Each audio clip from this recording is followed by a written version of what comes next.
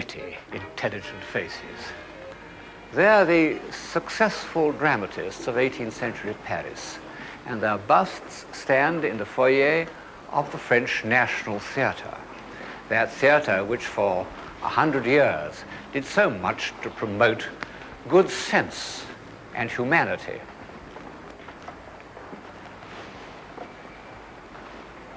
And here is the wittiest and most intelligent of them all, in fact, at a certain level, one of the most intelligent men that have ever lived, Voltaire. He's smiling, the smile of reason. You know, there's a character called Fontenelle, a French philosopher who, by living to be nearly 100, bridged the 17th and 18th centuries, the world of Newton and the world of Voltaire. He held a position known as perpetual secretary of the Academy of Science. He told an interviewer that he had never run and never lost his temper. The interviewer asked him if he had ever laughed. He said, "No, I have never made ha-ha." But he smiled. And so do all the other distinguished writers, philosophers, dramatists, and hostesses of the French 18th century. It seems to us shallow. We've got into deep water in the last 50 years. We feel that people ought to be more passionate, more convinced, or, as the current jargon has it, more committed. The smile of reason may seem to betray a certain incomprehension of the deeper human emotions, but it didn't preclude some strongly held beliefs. Belief in natural law, belief in justice, belief in toleration. Not bad. The philosophers of the Enlightenment pushed European civilization some steps up the hill. And in theory, at any rate, this gain was consolidated throughout the 19th century. Up to the 1930s, people were supposed not to burn witches and other members of minority groups, or extract confessions by torture, or pervert the course of justice, or go to prison for speaking the truth, except, of course, during wars. This we owe to the movement known as the Enlightenment, and above all, to Voltaire. Although the victory of reason and tolerance was won in France, it was initiated in England, and the French philosophers never concealed their debt to the country that, in a score of years, had produced Newton, Locke, and the bloodless revolution. When Voltaire visited England in the 1720s, it had enjoyed a quarter of a century of very vigorous intellectual life. And although Swift, Pope, and Addison might give and receive some hard knocks in print, they weren't physically beaten up by the hired gangs of offended noblemen or sent to prison for satirical references to the establishment. Both these things happened to Voltaire, and as a result, he took refuge in England in 1726. It was the age of the great country houses, and in 1722, the most splendid of all had just been completed for Marlborough. There it is, Blenheim Palace.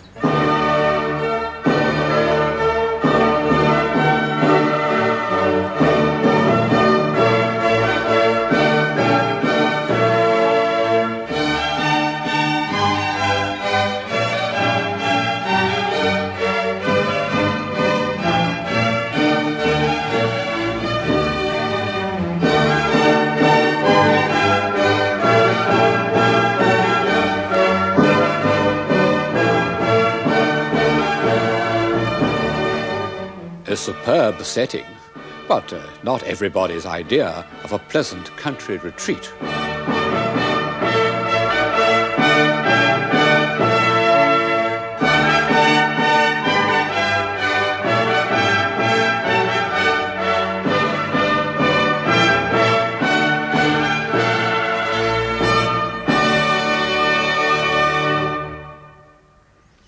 When Voltaire saw it, he exclaimed, "What a great heap of stone, without charm or taste."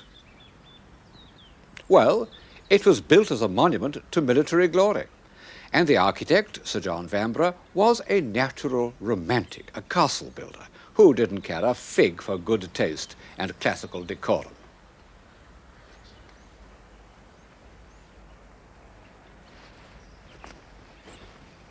'18th century England was the paradise of the amateur.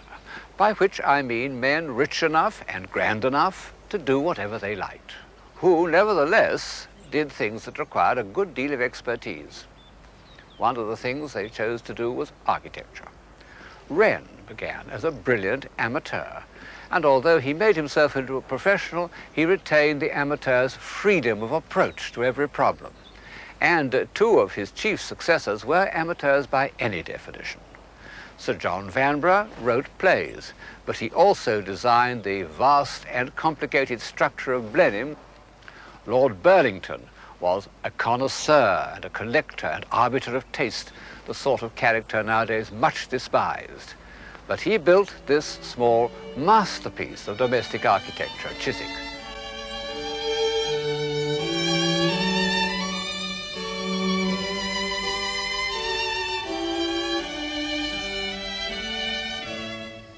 One may wonder how many professional architects today could handle these problems of design as expertly as Lord Burlington has done. These steps and colonnades look very imposing, but the building behind them is quite small, about the size of an old parsonage.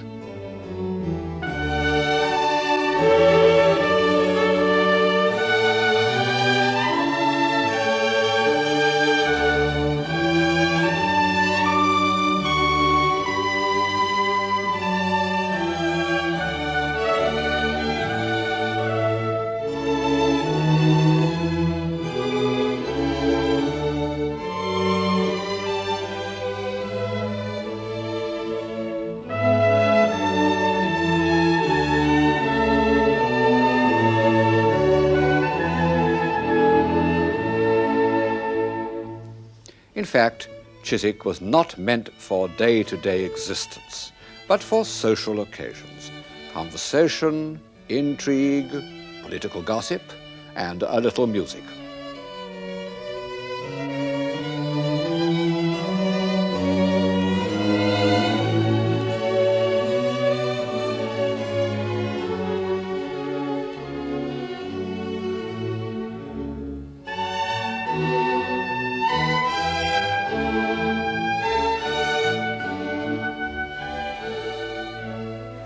Of course, it's only a miniature, kind of glorified drill box.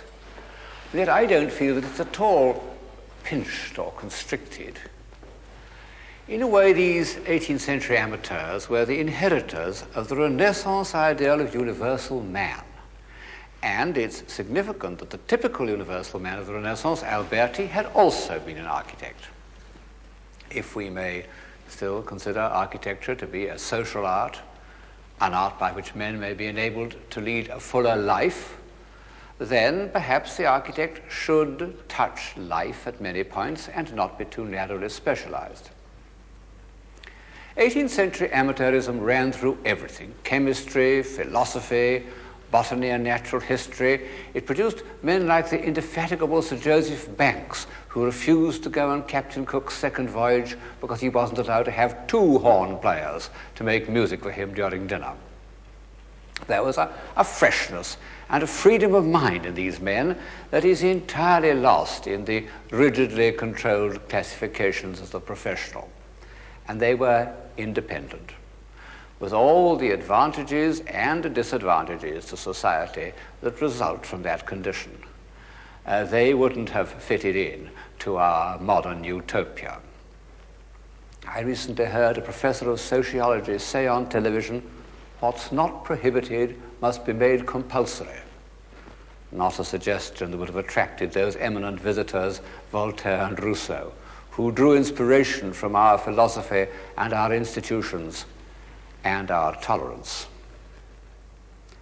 But as usual, there was another side to this shining medal. And of this we have an exceptionally vivid record in the work of Hogarth. The days of me youth I could be like a dove. In the days of my youth he could be like a dove, like a sparrow at all times was ready for love. Little laddie, little laddie, la-la-la-la-la-la-la-la. The life of all mortals in kissing should pass. La-la-la-la-la-la. The life of all mortals in kissing should pass. Lip to lip laddie young and the lint of the glass. Fa-la-la-la-la-dee, fa-la-la-la-la-dee, fa-la-la-la-la-la-la-la. Drinking, wenching, stealing. No more than today, I suppose, but rather more openly. All this coarse life is painted with great delicacy, and although Hogarth's compositions are rather a muddle, one can't deny that he had a gift of narrative invention. In later life, he did a series of pictures of an election that are easy to follow and a very convincing comment on the much cracked-up democracy of 18th century England. Here's the polling booth with imbeciles and moribunds being persuaded to make their marks. And an old soldier loyally voting for the establishment with his hook. And here's the successful candidate, like a fat powdered capon, borne in triumph by his bruisers who are still carrying on their private feuds. And I must confess that Hogarth conquers my prejudice by this blind fiddler. A real stroke of imagination, outside the usual range of his moralizing journalism. The truth is, I think, that 18th century England, in the aftermath of its middle-class revolution, had created two societies very remote from one another.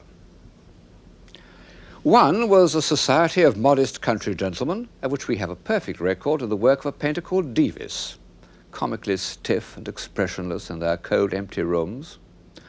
True, it developed into the world of Jane Austen, which was not lacking in critical intelligence, but was somewhat deficient in energy. The other was the urban society of which Hogarth has left us many records. Plenty of animal spirits, but not what we could call by any stretch civilization. I hope you won't think it too facile if I compare this print, called A Midnight Modern Conversation, with a picture painted in the same decade called A Reading from Molière by the French artist de Troyes. In this series, I've tried to go beyond the narrower meaning of the word civilized, but all the same, it has its value, and one can't deny that this is a picture of civilized life. Even the furniture contrives to be both beautiful and comfortable at the same time. And one reason is that whereas all the characters in Hogarth's Midnight Conversation are male, 5 out of the 7 figures in the de Troyes are women. In talking about the 12th and 13th centuries, I said how great an advance in civilization was achieved by respect for feminine qualities. And the same was true of 18th century France. I think it absolutely essential to civilization that the male and female principles be kept in balance. And I've observed that where at a party men and women hive off into separate groups, the level of civilization declines. In 18th century France, the influence of women was benevolent and, on the whole, creative. And it produced that curious institution of the 18th century, the salon. Those small social gatherings of intelligent men and women drawn from all over Europe, who met in the rooms of gifted hostesses, like Madame du Deffand, were, for 40 years, the centers of European civilization. They were less poetical than the court of Urbino, but intellectually a good deal more alert. The ladies who presided over them were neither very young nor very rich. Here's Madame Geoffrin eating dinner while her servant reads to her. We know exactly what they looked like because French artists at the time have portrayed them without flattery, but with a penetrating eye for their subtlety of mind. How did these ladies do it? Not by beauty or physical charms. They did it by human sympathy, by making people feel at ease, by tact. The success of the Parisian salon also depended on 2 accidental factors. The court and government of France were not situated in Paris, but here in Versailles.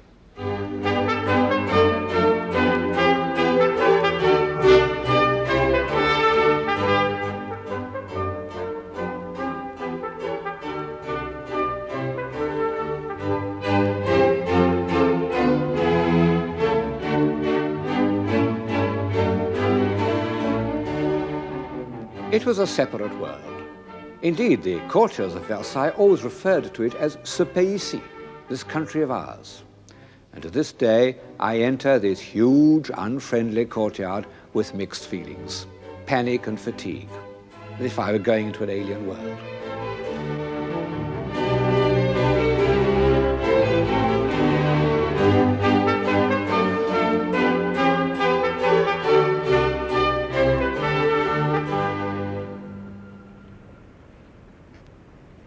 But the remoteness of Versailles had this good result, that Parisian society was free from the stultifying rituals of court procedure and the trivial day-to-day preoccupations of politics. The other thing that made 18th century salons a source of enlightenment was that the French upper classes were not destructively rich. They lost most of their money in a financial crash brought about by a Scottish wizard named David Law. As I've said several times, a margin of wealth is helpful to civilization, but for some mysterious reason, great wealth is destructive. I suppose that some discipline and economy is as necessary in art as it is in life. Also, great display is heartless. The south front of Versailles is a masterpiece of architectural design, but it doesn't touch us like something loved and familiar. For example, look at Chardin, the greatest painter of mid-18th century France. No one has ever had a surer taste in color and design. Every area, every interval, every tone gives one the feeling of perfect rightness. Well, Chardin didn't depict the upper classes, still less the court. He sometimes found his subjects in the thrifty bourgeoisie, and what sweet people they are. Sometimes among the working class, where I think he was happiest because he loved the basic design of pots and barrels. They are noble, in a way that a piece of Louis XV's furniture couldn't be. Chardin's pictures show the qualities immortalized in verse by La Fontaine and Molière: good sense, a good heart, an approach to human relationships both simple and delicate.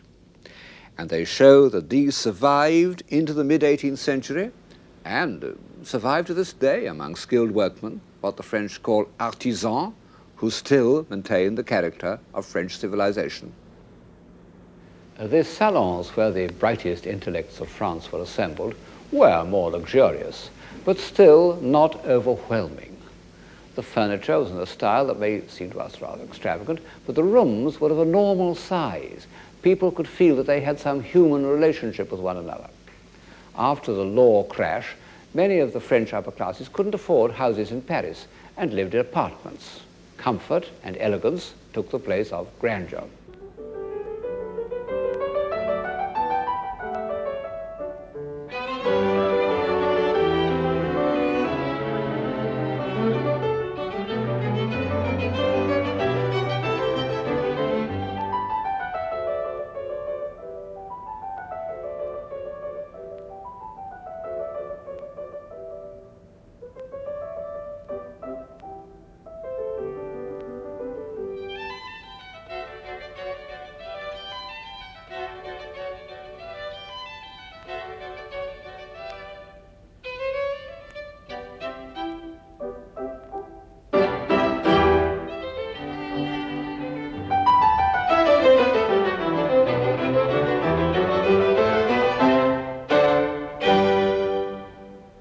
We have a complete record of how people lived in mid-18th century France, because there were innumerable minor artists who were content to record the contemporary scene instead of expressing themselves. Here's part of a series modestly known as the Monument of Costume, small masterpieces of design and execution. The ladies have come to see their friend who's about to have a baby. Don't be afraid, dear friend, they say. In this painting by Boucher, a lady is dressing by the fire, her maid asking her what she's going to wear. And here, also by Boucher, is the family sitting by the window having their morning coffee, or more likely chocolate. The little girl showing off her toys. Well, nobody but a sourpuss or a hypocrite would deny that this is an agreeable way of life. Why do so many of us instinctively react against it? Because we think it based on exploitation? Well, Do we really think that far? If so, it's like being sorry for animals and not being a vegetarian. Our whole society is based on different sorts of exploitation. Or is it because we believe that this kind of life was shallow and trivial? Well, that simply isn't true. The men who enjoyed it were no fools. Talleyrand said that only those who experienced the life of 18th century France had known the douceur de vivre, the sweetness of living. And Talleyrand was certainly one of the most intelligent men who ever taken up politics. The people who frequented the salons of 18th century France were not merely a group of fashionable good-timers. They were the outstanding philosophers and scientists of the time. They wanted to publish their very revolutionary views on religion. They wanted to curtail the power of a lazy king and an irresponsible government. They wanted to change society. In the end, they got rather more of a change than they bargained for. The men who met each other in the salons of Madame du Deffand and Madame Geoffrin were engaged in a great work. Here it is. An encyclopedia, or Dictionnaire raisonné des sciences, des arts et des métiers. It was intended to advance mankind by conquering ignorance. It was a gigantic enterprise, as you can see. Eventually, this is only a small part of it, eventually there are 24 folio volumes. And of course, it involved a great many contributors. But the dynamo of the whole undertaking was Diderot. There he is, in a picture by Van Loo, smiling the smile of reason, which enraged him. He said he'd been made to look like an old cocotte who was still trying to be agreeable. He was a many-sided man, very intelligent, a novelist, a philosopher, even an art critic, the great supporter of Chardin. And in the encyclopedia, he wrote articles on everything from Aristotle to artificial flowers. The aims of the encyclopedia seem harmless enough to us, but you know, authoritarian governments don't like dictionaries. They live by lies and by bamboozling abstractions, and they can't afford to have words accurately defined. The encyclopedia was twice suppressed, and by its ultimate triumph, the polite reunions in these elegant salons became precursors of revolutionary politics. They were also precursors of science. The illustrated supplement of the encyclopedia is full of pictures of technical processes. Here's one of the plates, for example, showing the polishing of wood. And then another, all the beginning here shows the making of silk for the tapestry, and this is the actual dyeing of the wool for the Gobelin tapestries. And throughout the book, there are extremely interesting examples of the techniques of the day. In the mid-18th century, science was fashionable and romantic, as one can see from this picture by Wright of Derby. The experiment with the air pump brings us to the new age of scientific invention. The natural philosopher, with his long hair and dedicated stare, perhaps a trifle theatrical, but the other characters are awfully well observed. The little girls who can't bear to witness the death of the poor pigeon, the sensible middle-aged man who tells them that such sacrifices must be made in the interest of science, and the thoughtful man on the right who is wondering if this kind of experiment is really going to do mankind much good. They're all taking it quite seriously, but nonetheless science was, to some extent, an after-dinner occupation like playing the piano in the next century. Even Voltaire, who spent a vast amount of time on weighing molten metal and cutting up worms, was only a dilettante. He lacked the patient realism of the experimenter, and perhaps such tenacity exists only in a milieu where quick-wittedness is less highly valued. In the 18th century, it emerged in a country where civilization still had the energy of newness, Scotland. Will ye go to Sheriff Muir, Bill John Owen his stewer, there to see the noble Mar and his Hieland laddies, o' the true men o' the north, Angus Huntley and Seaforth, scouring unto cross the Forth with their white cockaddies.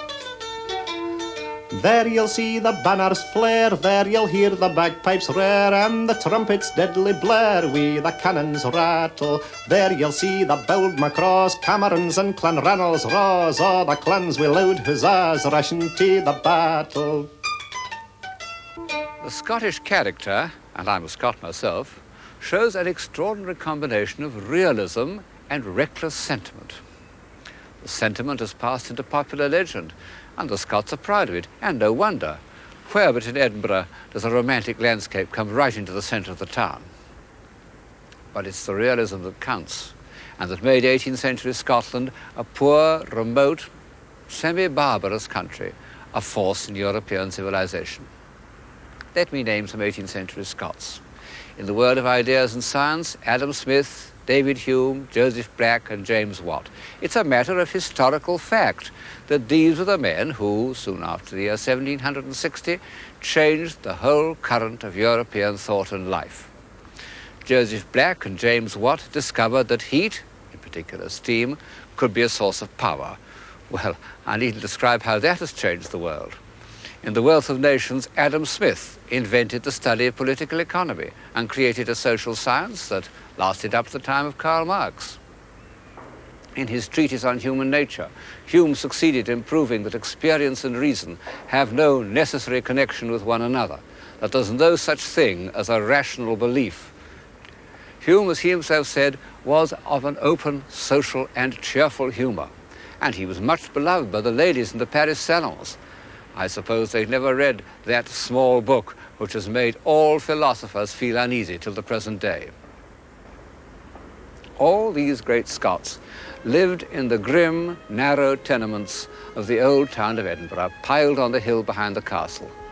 But even in their lifetime, the great Scottish architects, the brothers Adam, who had produced one of the finest pieces of town planning in Europe, the new town of Edinburgh.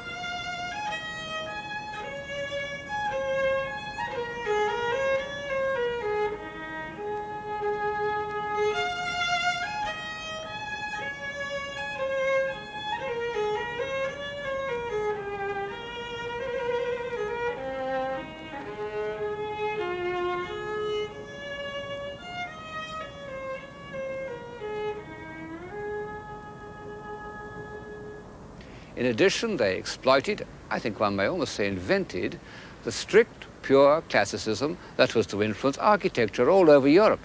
In fact, another Scot named Cameron took it to Russia with tremendous effect. And then, a Scot having popularized neoclassicism, Sir Walter Scott popularized the Gothic Middle Ages and furnished the imagination of the romantically minded for a century. Not bad for a poor, underpopulated country. Through the practical genius of the Scots and English, those technical diagrams in the encyclopedia became a reality. And before the political revolutions of America and France had taken effect, a far deeper and more durable transformation was already underway, what we call the Industrial Revolution. Wright of Derby, whose imagination had been stirred by the scientific exercises of the intellectuals, was also moved by their first commercial application, and he painted this picture of Arkwright's mill at Crumford. He's felt the romance of industrialism as it begins to usurp the power of the old regime. If, on the practical side, we had to visit Scotland, on the moral side, we must return to France, not to Paris, but to the borders of Switzerland, because it was there, a mile or two from the French frontier, that Voltaire made his home. After several bad experiences, he'd become suspicious of authority, and he liked to live in a place where he could easily slip over the border. He didn't suffer from his exile. He'd made a lot of money by speculation. And his last bolt hole, the Chateau of Ferney, is, as you see, a large, agreeable country house. Voltaire built the wings at either end. He also planted this alleyway of beeches for a cool promenade on a hot day. When he was visited by the self-important ladies of Geneva, he would receive them seated on a bench at the far end, down there behind me. It amused him to see how they struggled to prevent their towering powdered wigs from getting entangled in the branches. Well, it's grown up a good deal since then.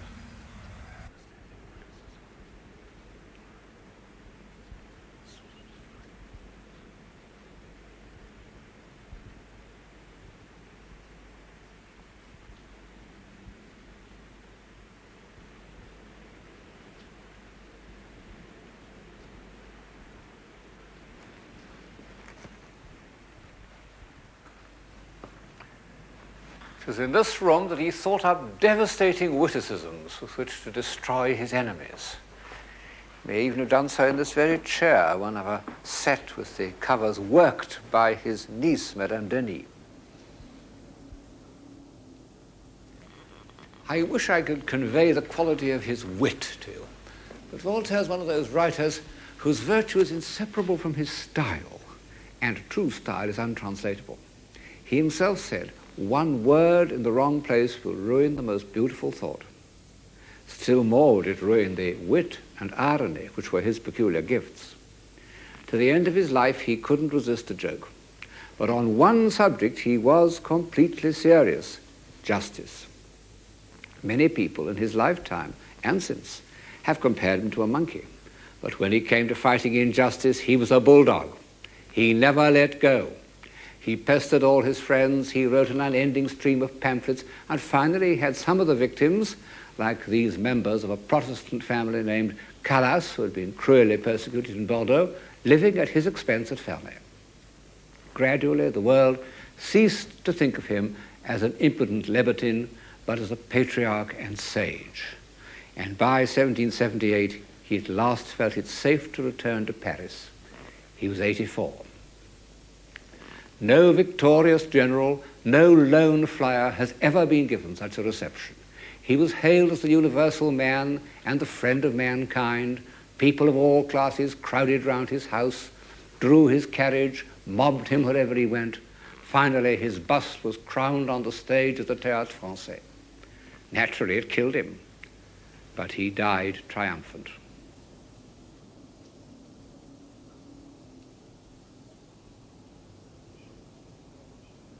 The remarkable thing about the frivolous 18th century was its seriousness. It was, in many ways, the heir to Renaissance humanism, but there was a vital difference. The Renaissance had taken place within the framework of the Christian Church.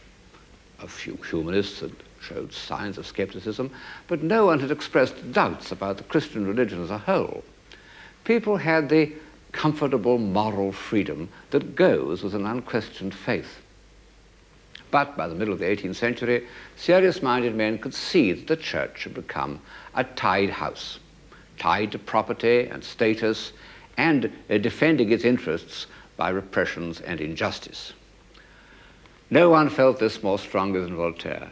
Écraser l'infâme, crush the vermin. It dominated his later life, and he bequeathed it to his followers. I remember H.G. Wells, who was a kind of 20th century Voltaire, saying that he daren't drive a car in France because the temptation to run over a priest would be too strong for him. All the same, Voltaire remained a kind of believer. He even built a chapel at Ferney. Over the door he had inscribed the words Deo erexit Voltaire, Voltaire in larger letters. It was an affair solely between him and God. However, several of the contributors to the encyclopedia were total materialists. And so the late 18th century was faced with the troublesome task of constructing a new morality without revelation or Christian sanctions. This morality was built on two foundations. One of them was the doctrine of natural law, the other the Stoic morality of ancient Republican Rome. Republican virtue inspired the most gifted painter of his day, David. In the Lives of Plutarch, people read about those grim, puritanical heroes of the Roman Republic who sacrificed themselves and their families in the interests of the state.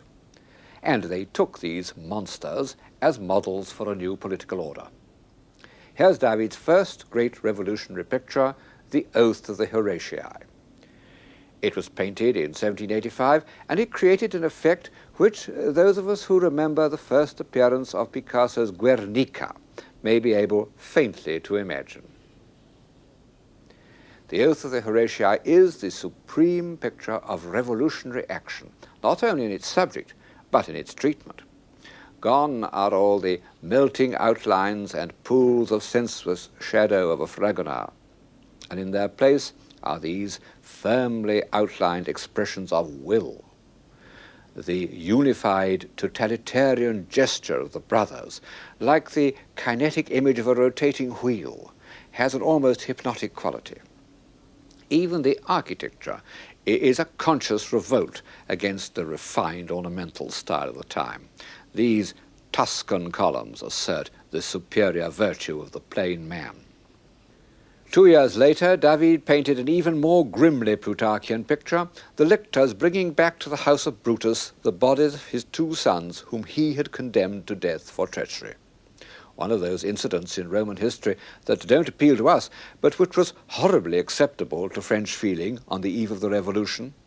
One sees how completely the douceur de vivre had lost its hold on the European imagination even before 1789. In fact, the new morality had already guided a revolution outside Europe. Once more, we must leave the ancient focus of civilization and travel to the edge of the civilized world, America.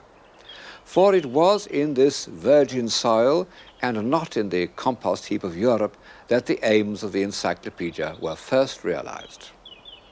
In the 18th century, no white man, except hunters, had penetrated beyond that range of hills.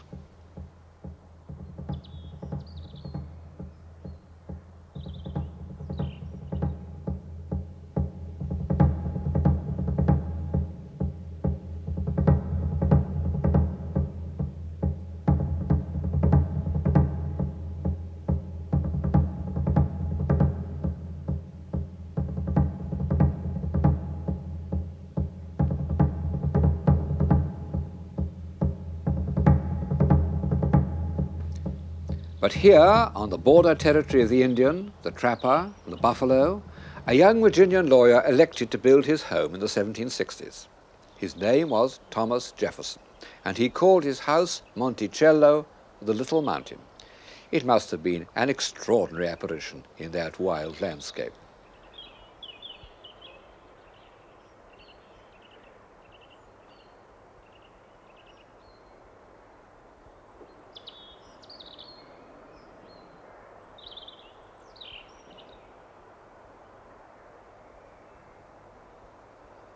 Jefferson made it up out of the book of the great Renaissance architect Palladio, of which he is said to have owned the only copy in America. But of course, he had to invent a great deal of it himself, and he was highly inventive. The interior of the house betrays the obstinate ingenuity of a creative man who is determined to work out everything for himself. This is his idea for a bed placed between 2 rooms in the wall, so that he could get out either side, either into his study or his sitting room. And to dress, he went up this little circular stair to the room above. And this was his own design for spectacles in a little box the size of a patch box. They look a little small, but in fact you can read by them perfectly well, and with them I can read his own edition of Vitruvius, the classical architect who inspired so much of his building.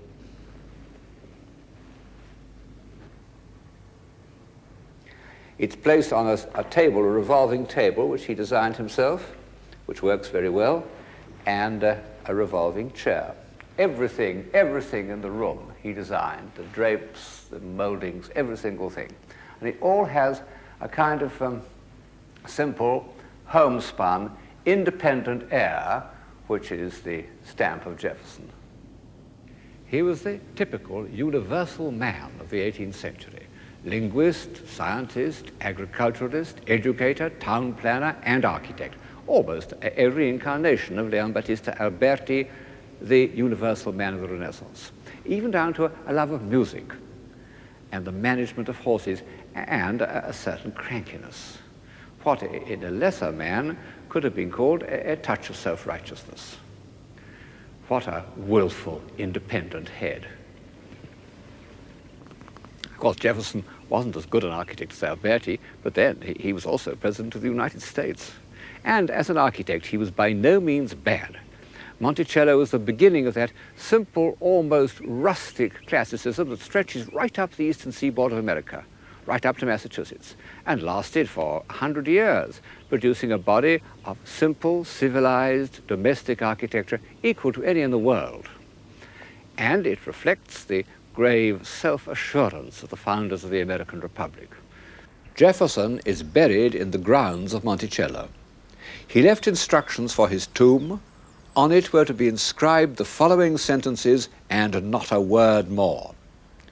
Here was buried Thomas Jefferson, author of the Declaration of American Independence, of the Statute of Virginia for Religious Freedom, and father of the University of Virginia.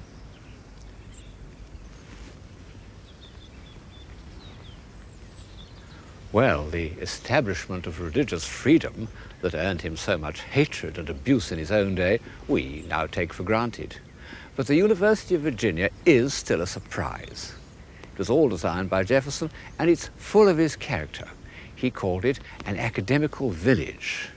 There are 10 pavilions for 10 professors, and between them, behind this colonnade, the rooms of the students, all within reach and yet all individual. The ideal of corporate humanism. And then outside the courtyard are small gardens that show his love of privacy. Those serpentine walls were Jefferson's speciality. Nobody knows where he got them from. Needless to say, they had a practical as well as an aesthetic intention. The great courtyard was round 3 sides of a rectangle. The 4th side you saw over the mountains to Indian territory. How confidently, in their semi-wild domain, the founding fathers of America assumed the mantle of republican virtue and put into practice the notions of the French Enlightenment. They even called on the great sculptor of the Enlightenment, Houdon, to commemorate their victorious General Washington. And here's the result, standing in the Capitol at Richmond, Virginia. This program began with Houdon's statue of Voltaire, smiling the smile of reason. It could end with Houdon's statue of Washington. No more smiles. Houdon saw his subject as that favorite Roman Republican hero, the decent country gentleman called away from his farm to defend his neighbor's liberties.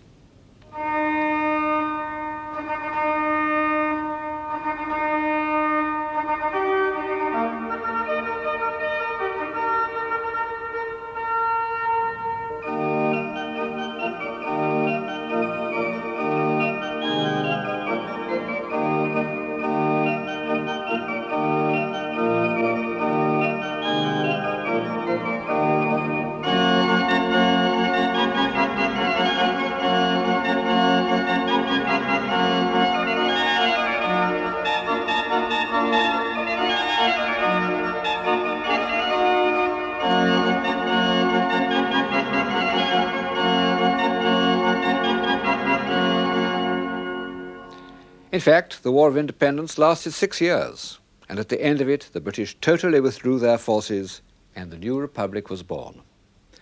Washington retired to his farm at Mount Vernon. The ideas of the French Enlightenment influenced the founders of the American Constitution, and in return, the success of the American Rebellion played a part in inspiring the French to overthrow their monarchy. After the storming of the Bastille, Lafayette sent the key of that infamous prison as a present to Washington. Washington hung it in the hall at Mount Vernon, and there it has stayed ever since. By this date, Washington had little time to spend at his home farm on the banks of the Potomac. He had been elected first President of the United States.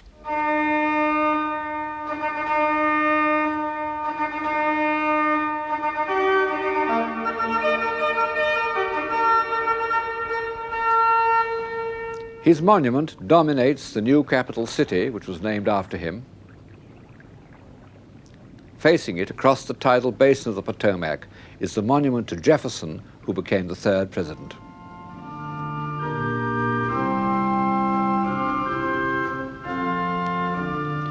Not only the Palladian architecture, but the music has crossed the Atlantic. God Save the King has become My Country 'Tis of Thee.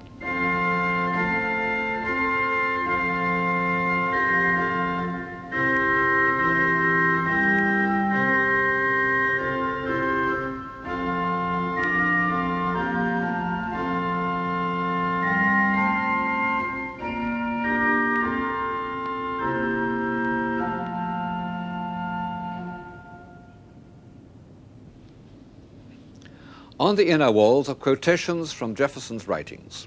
First, the familiar, noble, indestructible words of the Declaration of Independence.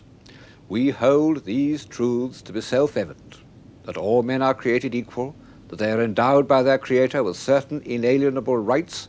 Among these are life, liberty, and the pursuit of happiness, and that to secure these rights, governments are instituted among men. Self-evident truths. That's the voice of 18th century Enlightenment. But on the opposite wall are less familiar words by Jefferson that still give us pause today. I tremble for my country when I reflect that God is just, that his justice cannot sleep forever. Commerce between master and slave is despotism. Nothing is more certainly written in the book of fate than that these people are to be free. A peaceful-looking scene, a great ideal made visible, but beyond it, what problems? Almost insoluble, or at least not soluble by the smile of reason.